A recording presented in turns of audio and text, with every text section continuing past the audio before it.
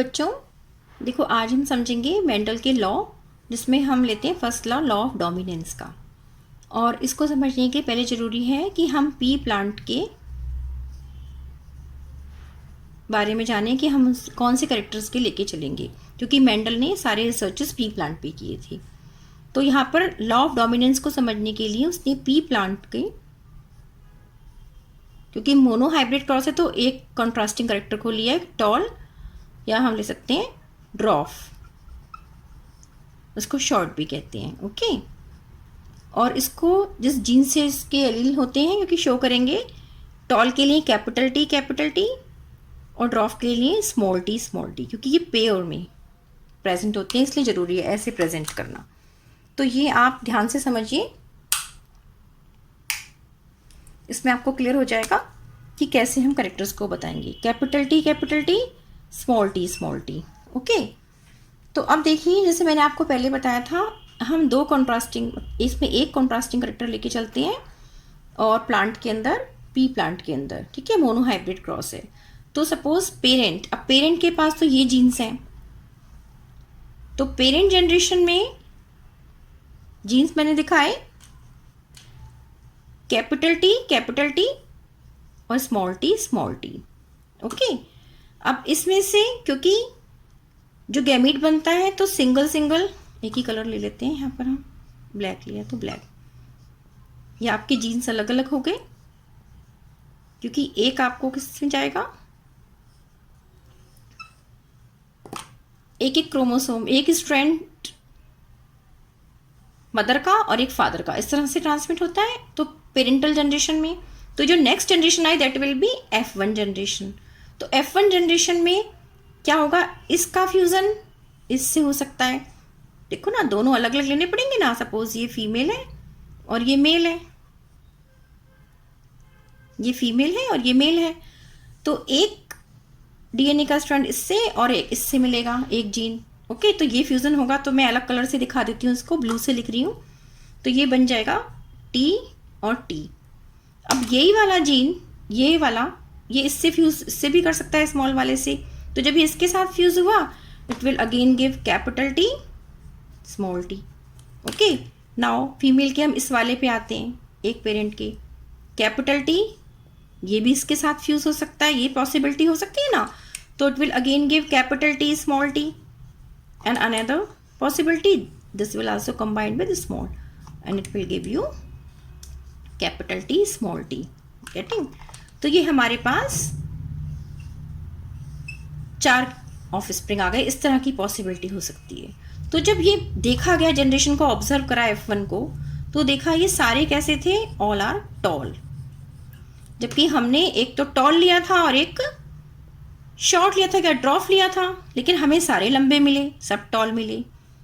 तो यहाँ पर जब अपीयरेंस इसकी देखी गई, जब वो प्लांट बड़ा हुआ, वो टॉल मिला हमें, इसको हम कहते हैं, जो हमें अपीयरेंस से मिला, इसे हम कहते हैं फिनोटाइप। फिनोटाइप मीन्स हमें देखने में वो कैसा प्लांट मिला, हमें मिला टॉल। ओके, अब आप नेक्स्ट थिंग समझिए, जो हम लॉ ऑफ डोमिनेंस पे कैसे आए। अब जो F1 जनरेशन के गैमीट्स थे, ये जो हमें मिले, इनको हमने फर्दर फ्यूज कराया, कोई भी 2 ले लिए। हमें F1 में क्या मिला है, capital T, small T, capital T, small T. ये किस में मिला हमें, F1 जनरेशन में, ये मैं यहाँ पर लिख रही हूँ। तो इसके जो गैमीट्स बनेंगे, अगेन ये एक कैपिटल T देगा, एक स्मॉल टी देगा। इसी तरह से हमें सबको स्प्लिट करना है, और आप कलर के लिए अपने आप करके देखना, आपको बिल्कुल सही रिजल्ट मिलेगा। अगेन मैं फ्यूज करा रही हूँ इस वाले, क्योंकि 2 अलग अलग प्रोजेनीज। तो यहाँ पर क्या हुआ, capital T, and when capital T is fuse with this, what will be the product, capital T, small T. इसको बहुत ध्यान से करना, ऐसा कोई हार्ड नहीं है ये। Again when this T will combine with this, क्योंकि दोनों अलग अलग पेरेंट हैं, अलग अलग इसके स्ट्रैंड हैं जीन्स के, तो दोनों पेयरिंग में आएगी, क्योंकि एलील्स प्रेजेंट होते हैं, ये भी आपको पता होना चाहिए। इसका फ्यूज़न हुआ, इसको मैंने ऐसे लिख दिया। बेटर है कि आप कैपिटल T को पहले लिखें और स्मॉल t को बाद में लिखें, वो बेटर रिप्रेजेंटेशन है, बड़ा और उसके बाद छोटा वाला। ओके बेटा, तो यहाँ पर स्मॉल टी स्मॉल टी। ये वाला जनरेशन हुई F2 जनरेशन, क्योंकि हमने पेरेंट से कराया था तो हमें ये मिला था P जनरेशन से, ये F1 थी। अब हमें F2 फिलियल जनरेशन मिलती है।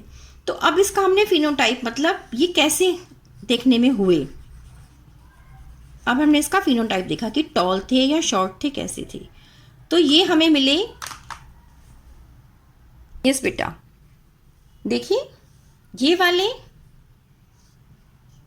कैपिटल टी, ये तो टॉल हुए। इन दोनों को देखा, अगेन दे आर टॉल। ये क्या था, ये शॉर्ट मिला। इट मीन्स अगर हम रेशो देखें तो एक प्लांट हमें टॉल मिल रहा है, एक दूसरा भी टॉल मिल रहा है, तीसरा भी टॉल मिल रहा है। इट मीन्स कि वो 3 तो टॉल मिले, फिनोटाइप की बात कर रही हूं मैं, है ना, और एक मिला हमें शॉर्ट। इट मीन्स इसका फिनोटाइप रेशियो हो गया 3:1। ओके बेटा।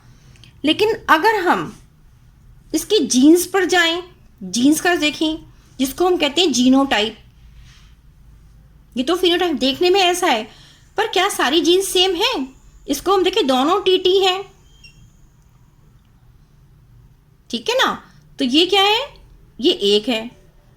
अब यहां पर देखें capital T small T, capital T ये 2 मिल रहे हैं, ये 1 मिल रहा है, और दोनों स्मॉल टी वो भी 1 है। तो ये अगर हम जीन्स पर जाते हैं तो जीन्स का रेशियो कुछ अलग आया, वो आया 1:2:1।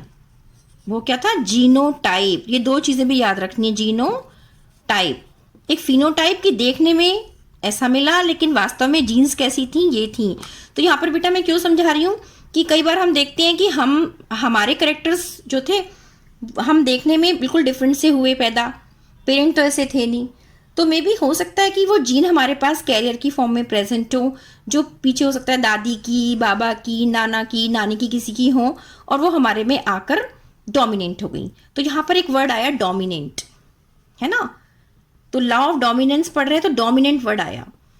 क्यों, यहाँ पर 2 जीन होने के बाद भी वो टॉल शो हो रहा है, और यहाँ पर दोनों जीन होने के बाद टॉल, और यहाँ पर दोनों स्मॉल होने के बाद तो स्मॉल ही आ रहा है। इट मीन्स जो जीन्स डोमिनेंट होगी वो करेक्टर ऑफस्प्रिंग में आएगा। तो यहाँ पर डोमिनेंट कौन सा करेक्टर हुआ, टॉल। उसने स्मॉल टी शॉर्ट वाले को दबा दिया, क्योंकि जीन तो उसके पास स्मॉल की है बट वो शो नहीं हुआ। जीन्स तो थी लेकिन वो शो नहीं हुआ। मे बी वो जब स्मॉल के साथ मिल जाती तो शो हो जाती। उसको दोनों पेयर में चाहिए, स्मॉल टी जब तक नहीं आएगी तब तक वो शॉर्ट नहीं होगी, वो कैपिटल मीन्स टॉल ही रहेगी। Getting my point. तो यहाँ से क्लियर हुआ कि कैपिटल टी तो डोमिनेंट है, चाहे वो अकेले भी आए तो भी टॉल शो करेगी, और दोनों में है तो टॉल है ही। लेकिन स्मॉल वाले को स्मॉल के साथ ही जब आती है तभी वो क्या होती है, डोमिनेंट होती है, अदरवाइज वो रेसेसिव है। यहाँ पर क्या होगी ये जीन, रेसेसिव। तो 2 पॉइंट निकल कर आए कि कोई भी करेक्टर होता है उसकी 2 जीन्स होती हैं, एक डोमिनेंट और एक रेसेसिव। तो ये टॉल करेक्टर जो है ये हाइब्रिड है, इसमें एक डोमिनेंट की टॉल की जीन है और एक रेसेसिव की जीन है। लेकिन डोमिनेंट करेक्टर कौन सा है, इसमें टॉल है, इसलिए ये टॉल हो गया, टी और टी वाला, ठीक है। और स्मॉल टी में दोनों रेसेसिव आ गई तभी वो शो हुआ शॉर्ट वाला। Getting my point. तो ये लॉ आ गया, लॉ ऑफ डोमिनेंस। क्लियर कि डोमिनेंट वाली जीन जो होगी उसका ही करेक्टर ऑफस्प्रिंग में शो होगा। ओके बेटा, तो ये आपने क्लियर समझ लिया। और इसको क्रॉस को आप फ्लावर के साथ भी करके देख लेना। मैं एक बार आपको बता देती हूँ कि पर्पल और वाइट फ्लावर के साथ भी कर लेना है इसको, जिससे और अच्छे से क्लियर हो जाए। तो उसका क्रॉस करके आप जब मोनो हाइब्रिड क्रॉस करेंगे तो F2 जनरेशन देखेंगे कि कैसे हमें मिलता है और F1 जनरेशन कैसी होती है। तो वो आप फ्लावर के साथ, आपका होमवर्क है, फ्लावर के साथ आप करना पर्पल एंड, इसमें कॉन्ट्रास्टिंग करेक्टर लेना है आपको, पर्पल एंड वाइट फ्लावर, और पी प्लांट का ही है। फिर आप देखेंगे कि हमें कैसे ऑफस्प्रिंग मिलेगी। ओके, थैंक यू बेटा।